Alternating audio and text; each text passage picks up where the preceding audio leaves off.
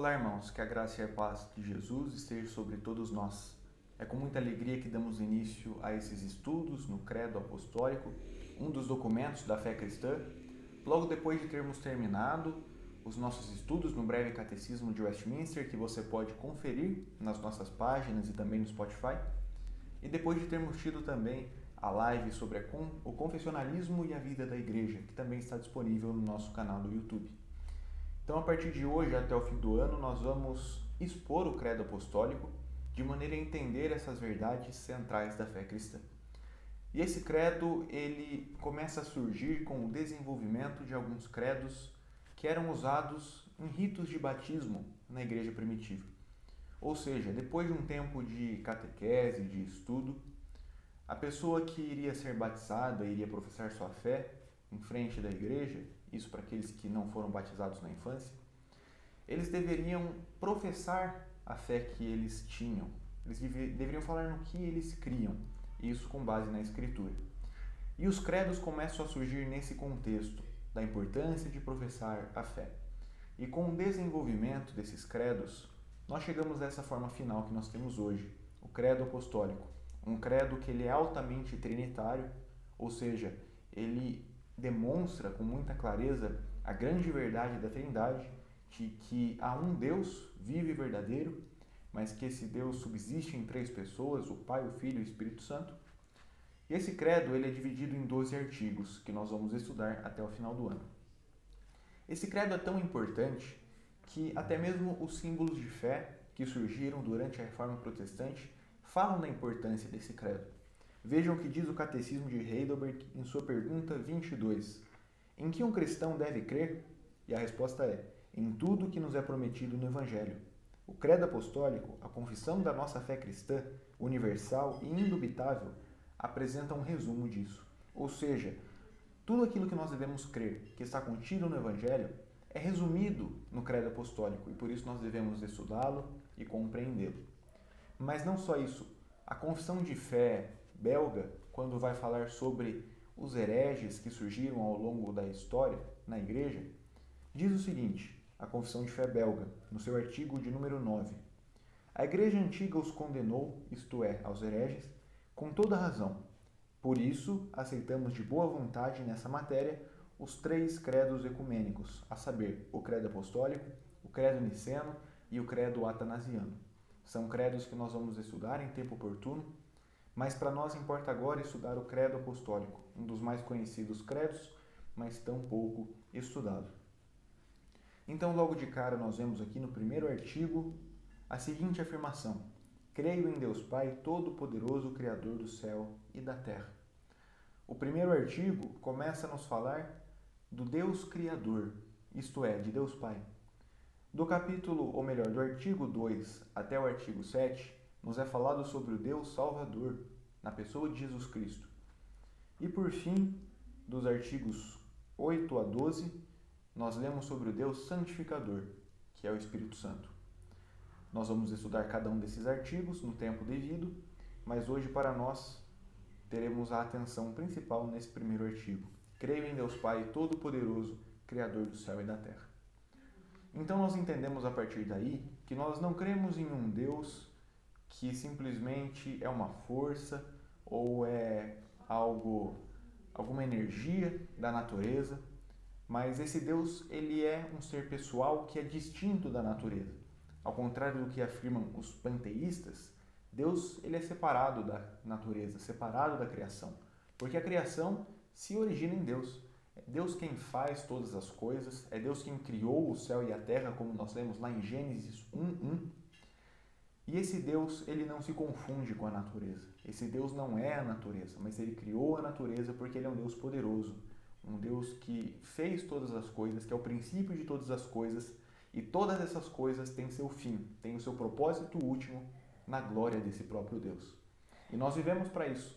Nós estudamos no breve Catecismo de Westminster que nós somos criados para a glória de Deus, porque Deus nos criou, nós somos propriedade sua, e por isso nós devemos glórias a Ele. E esse Deus que é criador de todas as coisas, criador do céu e da terra, e portanto distinto da criação, transcendente, Ele também é todo-poderoso, ele é onipotente. Ele governa a sua criação pela palavra do seu poder. E ele faz isso através da sua santa providência. E isso vai na contramão do que acreditam os deístas. Os deístas imaginam um Deus que é puramente transcendente, mas que não age mais na sua criação. E isso é uma grande mentira, porque a Escritura nos ensina que, de fato, Deus age na criação pela sua providência. Ele governa todas as coisas porque ele é onipotente, porque ele é o Deus Todo-Poderoso.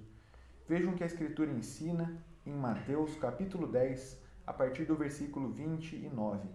Não se vendem 2 passarinhos por um asse, e nenhum deles cairá em terra sem a vontade de vosso Pai. E até mesmo os cabelos da vossa cabeça estão todos contados. Isso tudo nos traz um grande consolo, porque nós sabemos que Deus dispõe todas as coisas para a sua própria glória e que as coisas não estão fora do seu controle. Quando nós pensamos que as coisas fogem do controle, ou quando nós somos acometidos por tribulações, por problemas e por perigos, nós podemos confiar em Deus, porque Ele é o Deus Todo-Poderoso, o Deus soberano, que governa todas as coisas pela palavra do seu poder. Mas o credo também fala que Ele é Deus, o Pai. Se Ele é o Deus Criador do céu e da terra, e que governa todas as coisas pela sua providência, Ele também é Pai. Mas de quem Ele é Pai? Em primeiro plano, o texto nos indica, o texto do credo, que Deus é o Pai de Jesus Cristo, tanto que no segundo artigo ele fala em Jesus Cristo, seu único Filho. Ora, Deus então é Pai de Jesus Cristo, o seu unigênito, o seu único Filho. Mas será que nós podemos chamá-lo de Pai também? E a verdade é que sim, o próprio Jesus ensina isso. Mas por quê? Porque quando Jesus nos salva e nos justifica e paga os nossos pecados, nós podemos ter a plena confiança de que nós somos inseridos na família de Deus. Essa é a doutrina da adoção. Nós somos adotados por Deus. Deus é o nosso Pai adotivo por causa de Jesus Cristo, com o qual nós estamos unidos, e por isso nós também podemos chamá-lo de Pai e confiar nele como um verdadeiro Pai. E a Escritura também nos ensina isso. Nós podemos ver isso no Evangelho de Mateus, no capítulo de número 7, versículos 9 ao 11. Vejam o que a Escritura diz. Qual dentre vós é o homem que, pedindo-lhe pão, o seu filho, lhe dará uma pedra? E pedindo-lhe peixe, lhe dará uma serpente? Se vós, pois, sendo maus, sabeis dar boas coisas aos vossos filhos, quanto mais o vosso Pai, que está nos céus, dará bens aos que lhe pedirem?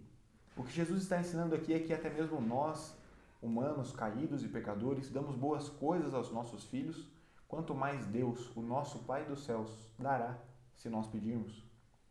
Nós entendemos então, a partir do credo apostólico, seu primeiro artigo, que o Deus em que nós cremos é o Deus criador de todas as coisas.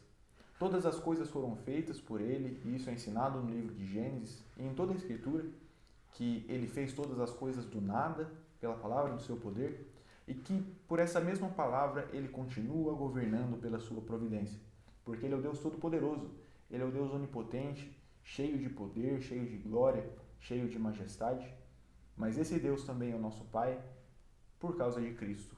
Por causa de Cristo nós somos unidos a Ele e nós somos adotados na família de Deus. Nós podemos confiar nesse Deus, o Deus que dispõe todas as coisas para a sua glória e que nós podemos confiar que Ele fará todo o bem segundo um Pai bondoso, como um Pai bondoso, porque de fato Ele é o nosso Pai e nós podemos confiar nele, mesmo em dias de tribulação, de angústia, de perseguição, porque é isso que a Escritura nos ensina.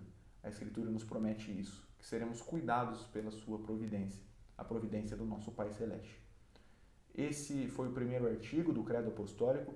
No sábado que vem nós voltamos com o segundo artigo, falando sobre Jesus Cristo, o único Filho e nosso Senhor. E a partir daí nós vamos estudar todo o credo, esse material de fé, esse documento de fé tão importante para a igreja cristã e que certamente tem muito a nos ensinar. Não se esqueça de curtir esse vídeo e compartilhar também para que mais pessoas sejam alcançadas. E não se esqueça de marcar em sua agenda, todo sábado, neste canal e também nas nossas páginas, teremos vídeos sobre o Credo Apostólico. Não perca e que Deus abençoe. Tenha um excelente sábado.